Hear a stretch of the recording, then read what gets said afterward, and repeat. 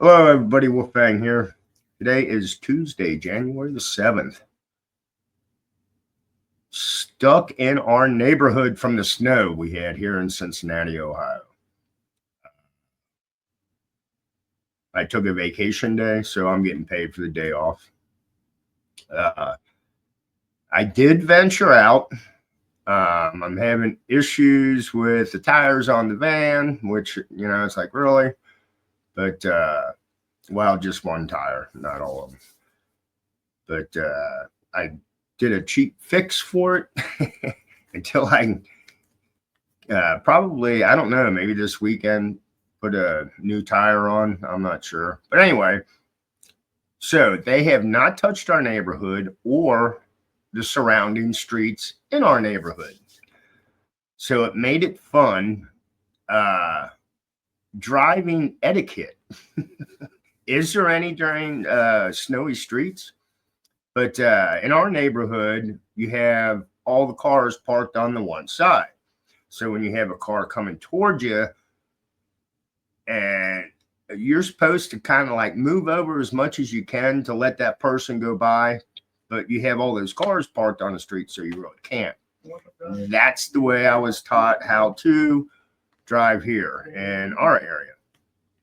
Well, with all the damn snow, you really can't move over, but there were a couple of trucks that were coming, and your side street, they kind of pulled over to let you go. But then there was one other butt wipe. A truck was actually going to let this car come past him, but there was this little car behind the truck. He just went right between both of them. Like, he didn't want to stop. I get that. When you're in the snow and you're moving, and we got some snow here. You don't want to stop. I go through how many stop signs? 1, 2, I think I hit 3 stop signs to get out of my neighborhood, and then I get to a traffic light. But I didn't stop at any of the stop signs. There's nobody around. The snow, I looked both ways, but I just kept going. Don't use your brakes either. Take your foot off the freaking gas. So, but I grew up, I know how to drive in snow. I just don't like doing it. I do not want to take the chance of, it could be me, just sliding off and hitting something, or it could be, somebody else that really doesn't know how to drive in the friggin' snow, and they plow into you, and now you're without a vehicle. That's the way I look at it. So, but yeah, I will venture out tomorrow morning to go to work. We'll see how that goes. I went up and put gas in the van because I'd rather do it now. It is 2:47 p.m. here. I'd rather put gas in it now than do it at 6 o'clock in the morning tomorrow. So that's what I did, and it was all right. Actually met my neighbor at the gas station, so I gave him a ride home. He walked up there. But other than that, yeah, and then I heard that I think we may have another winter event on the way. I don't know. We'll see. Like the wife and I were talking, we haven't seen this much snow here in Cincinnati in a while. It's been a good while. It's usually a dusting or it's ice or something. But yeah, we got 10 inches of snow, and we'll see how. I don't know. It's not going anywhere. It is wintertime. So I hope everybody's having a great day. Staying warm if you're living in the cold area. And yes, once again, I was looking through my articles, and I found a really odd one. It has to do with Biden and all the pardons that he gave out to people on death row. I think it said he gave 37 pardons out. So let me share this article before I keep on Blavin. All right, it says 2 death row inmates reject Biden's clemency. And there's a picture of the 2 of them. It says 2 death row inmates have rejected the clemency granted to them by Joe Biden, opting to take their chance in courts. Shannon Augusty, I don't know, and Len Davis filed emergency motions at a court in Indiana blocking the communist. I don't know. In other words, they don't want it. They said of their death sentence to life in prison without parole.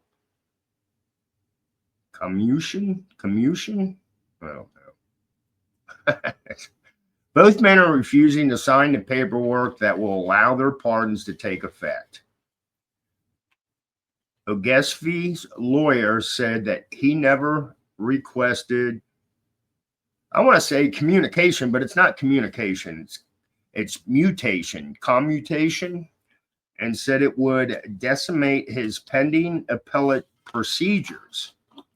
Davis said he hoped that having the threat of the death penalty hanging over him would draw attention to the overwhelming misconduct by the Department of Justice. The unusual move came after the president issued 37 pardons last month, the largest commutation of death sentences in U.S. history. Donald Trump, the president-elect, has vowed to ramp up the use of the death penalty once he resumes office. Ogesfi, 53 years old, was already serving life for murdering a bank president when he killed a fellow inmate in 2004, leading to his death sentence.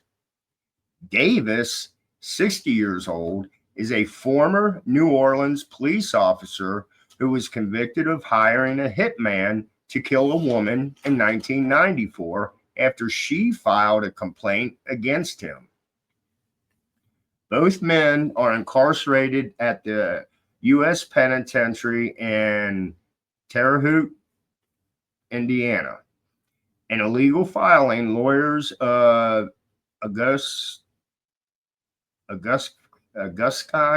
said he was trying to establish his innocence in the original case for which he was incarcerated. They refused to sign the papers. It stated the defendant never requested commutation. The defendant never filed for. The defendant does not want commutation and refused to sign the papers offered with a commutation. The filing added that the commuting his sentence would leave Augusty in a position of fundamental unfairness, which would decimate his pending appellate procedures. Davis called the clemency from Mr. Biden a fast-moving constitutional conundrum. Experts said both men had an uphill battle in refusing the commutation of their death sentences. Robin Moore, the executive director of the nonprofit Death Penalty Information Center, wow, didn't even know they had one of those, told NBC News that the vast majority of inmates gratefully received the clemency, which is constitutionally authorized and absolute.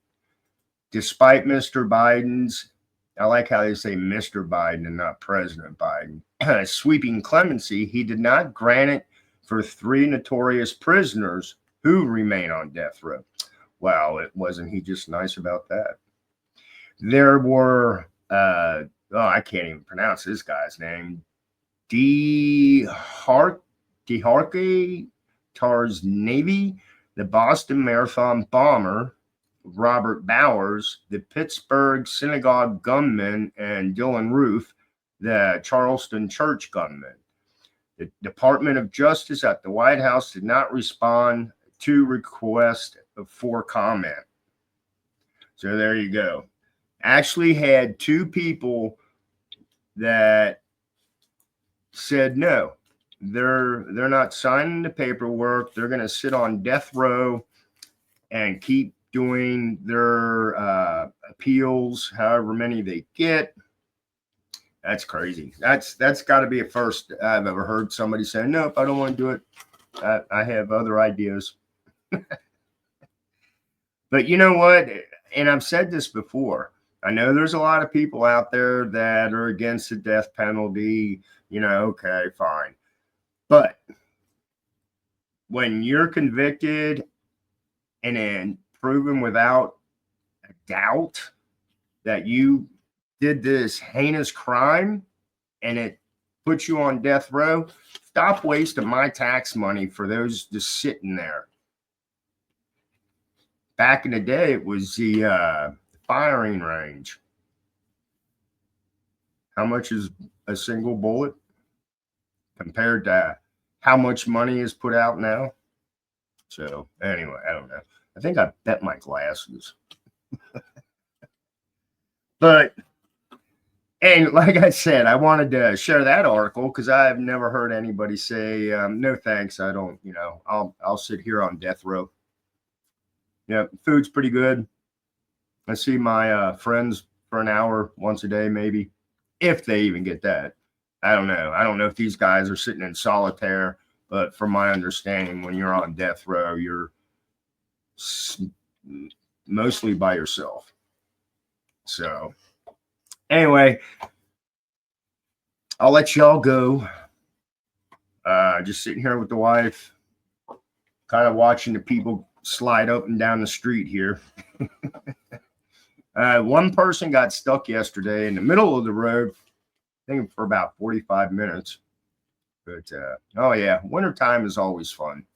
So this is Wolfgang. Blessed be, stay safe, and I'll bullshit with y'all later.